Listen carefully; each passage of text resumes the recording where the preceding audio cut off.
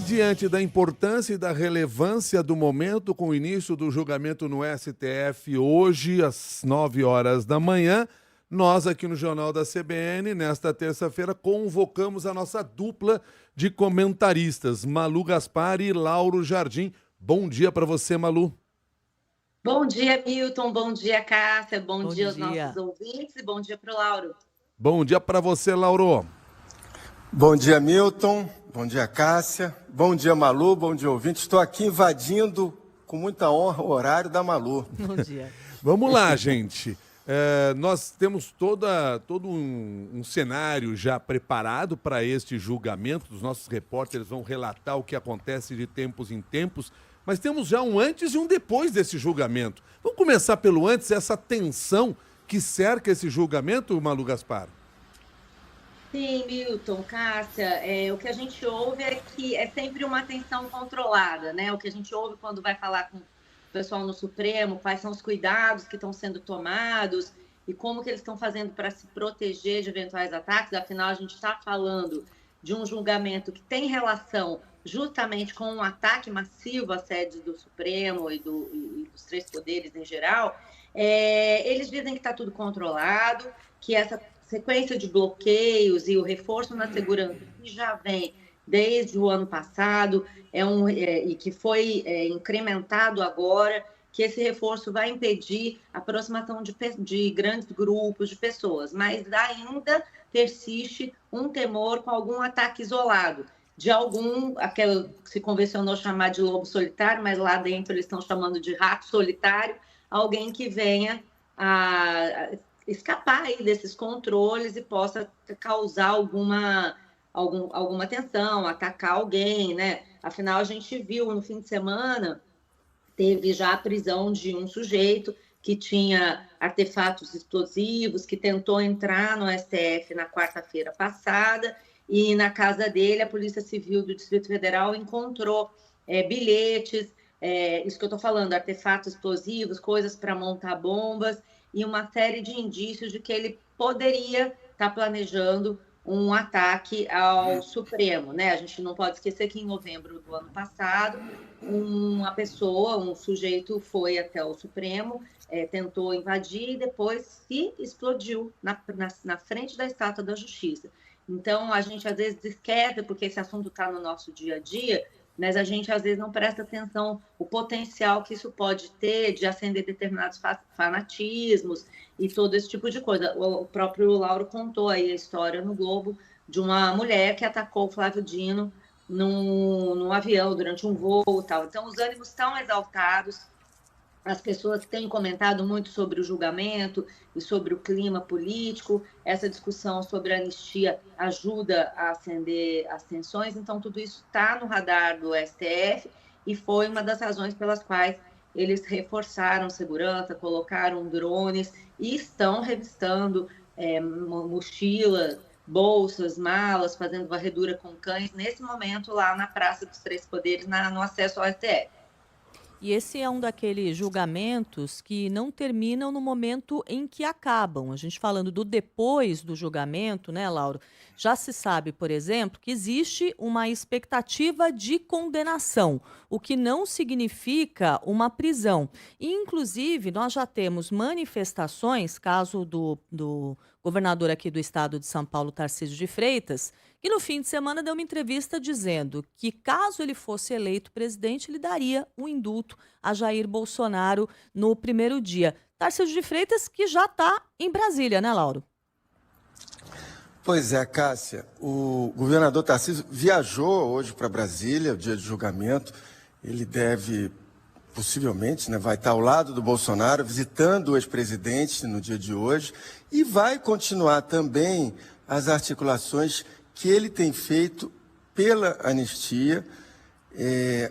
São articulações que têm sido feitas, Cássia, de modo bastante explícito, porque em política existem aquelas articulações em que o político faz de tudo que pode para não deixar rastro, para não vazar o que ele andou fazendo, mas nesse caso de agora ocorre justamente o contrário.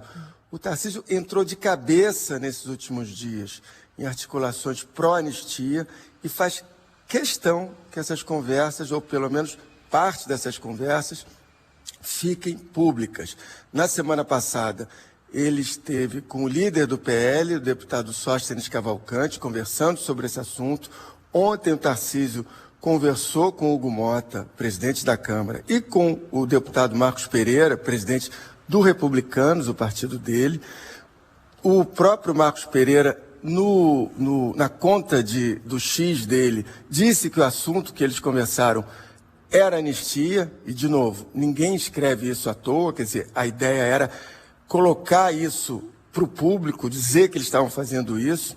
Quer dizer, a oposição está vendo, nesse momento em que rola o julgamento, um momento ideal para dar uma espécie de última cartada no jogo pela anistia para os golpistas.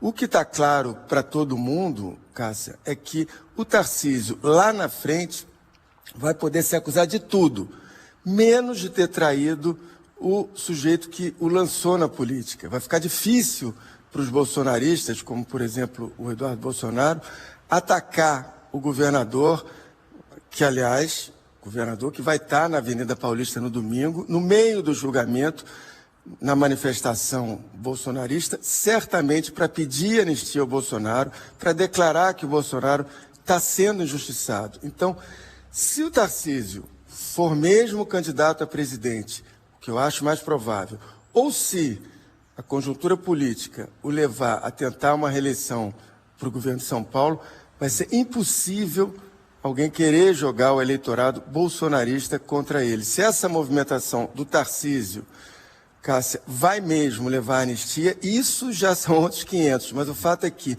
o Tarcísio resolveu, neste momento, apostar tudo em tentar manter o bolsonarismo colado a ele. Laura e Malu, entre as tensões de pré-julgamento e as negociações para o pós-julgamento, como é que nós chegamos a este momento, Malu Gaspar?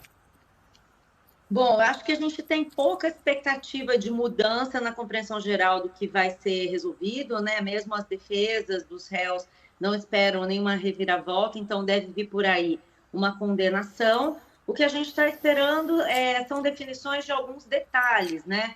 Que não são pequenos, são relevantes, mas são detalhes. Então, se o ministro Luiz Fux vai pedir vista ou não, parece que não, mas ele deve divergir no cálculo da pena que ele vai propor.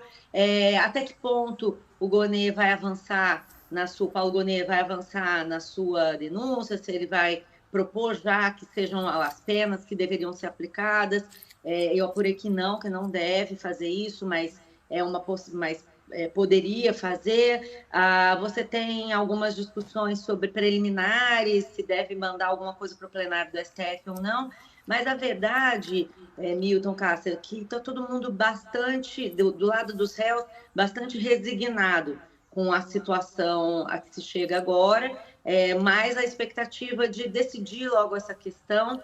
E acho que o Lauro vai concordar comigo que, do ponto de vista do conteúdo, o que a gente deve ver nesses últimos dias, nesses primeiros dias pelo menos, é uma espécie de reconto do que já aconteceu. A gente vai ver o relatório falando sobre o caso, o Gonê repetindo a sua denúncia com uma mudança ou outra no tom da fala, e as defesas também repetindo as suas alegações, por exemplo, atacando a delação do Mauro Cid. Então, assim, o roteiro, ele é previsto. O que a gente pode ver daqui para o final do julgamento são pequenas alterações de rumo, pequenos detalhes, e todo mundo aguardando para ver qual vai ser a pena aplicada aos réus, né? Uma expectativa que existe também, Laura, é para se saber se, de fato, esse prazo, né, que a gente tem, então, de haver sessões hoje e amanhã, semana que vem, novamente, terça e quarta, e depois na sexta-feira seria o último dia, se esse prazo vai ser, de fato, cumprido. Você acredita que a gente pode ter alguma surpresa aí?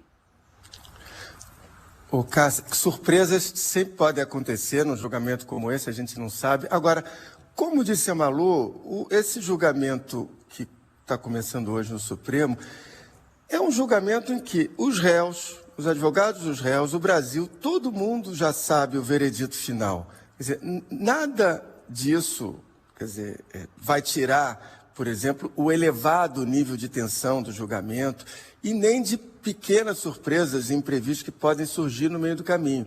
Mas ninguém tem dúvida que os oito réus, ao fim desse julgamento, eles vão ser condenados, mesmo que eventualmente ultrapasse a sexta-feira que vem. Assim como também ninguém espera, como disse a Malu, que vai surgir alguma revelação nas falas dos advogados, do chefe da PGR, o Paulo Gonet, ou dos 5 ministros que vão votar. Agora, de novo, nada disso vai tirar a emoção do julgamento, porque, por outro lado, também ninguém sabe, como também já disse a Malu, o tamanho da pena de cada um dos acusados, incluindo o mais importante deles, que é o Bolsonaro. Ninguém sabe também se o julgamento pode ser atravessado no meio dele por alguma sanção do Trump, que pode ser uma sanção econômica contra o Brasil, uma sanção diretamente contra algum ministro do Supremo. Em resumo, vai ser um julgamento sem propriamente trazer novidades sobre fatos, todos os fatos da tentativa de golpe são conhecidos, estão aí na mesa, mas apesar disso, tem tudo para ser um julgamento eletrizante e, sobretudo, histórico para o país e para a democracia brasileira. Deixa eu ouvir uma palavra final de cada um de vocês sobre aquilo que nós devemos ficar atentos neste julgamento que se inicia hoje às 9 da manhã, começando com você, Malu Gaspar. Eu ficaria muito atenta ao comportamento do Alexandre de Moraes durante a leitura do julgamento, dos relatórios, observando ali os gestos todos que forem feitos. Inclusive, nós temos no blog um repórter lá, o Rafael Moraes Moura, que está lá só para isso, para ficar olhando os detalhezinhos, porque eu acho que nessa hora todos esses detalhes importam, né? Como é que vai ser a reação a cada coisa que for falada, como vão se comportar os advogados, para a gente poder sacar para onde a coisa vai. E o grande personagem, afora os principais, né? O Bolsonaro e o Gonet, que são os personagens de hoje, mas o grande personagem a ser observado é o Luiz Fux, porque ele pode alterar um pouco a história das penas, a discussão sobre os crimes, então acho que é importante a gente também ficar de olho nele. E você, Laura, aqui a gente deve prestar atenção na sua avaliação durante esse julgamento? Eu concordo com a Malu e queria reforçar o que ela disse sobre o relatório do ministro Alexandre de Moraes, porque ele é, no Supremo, o personagem principal desse julgamento. Então, possivelmente, ele tem a possibilidade de trazer no relatório final dele, nesse relatório que ele vai apresentar hoje, algum ponto, alguma novidade, não que, de novo, altere o que ele falou, mas que, por exemplo, dê mais consistência a alguns fatos que as defesas dos acusados e a sociedade em geral possam ter colocado dúvida em outras fases do julgamento. Então, acho que esse relatório, que vai ser lido hoje, ele deve se prestar muita atenção nele. Muito obrigado, Lauro Jardim. Muito obrigado, Malu Gaspar. Contamos com vocês nos próximos dias também aqui para a gente analisar aquilo que está sendo apresentado ao longo do julgamento. Até mais e bom trabalho no dia de hoje. Bom, longo e profundo trabalho para vocês. Bom trabalho para todo mundo, gente. Bom trabalho para nós. Tá certo. Valeu, Lauro. Valeu. Vamos estar junto aí. Tá certo.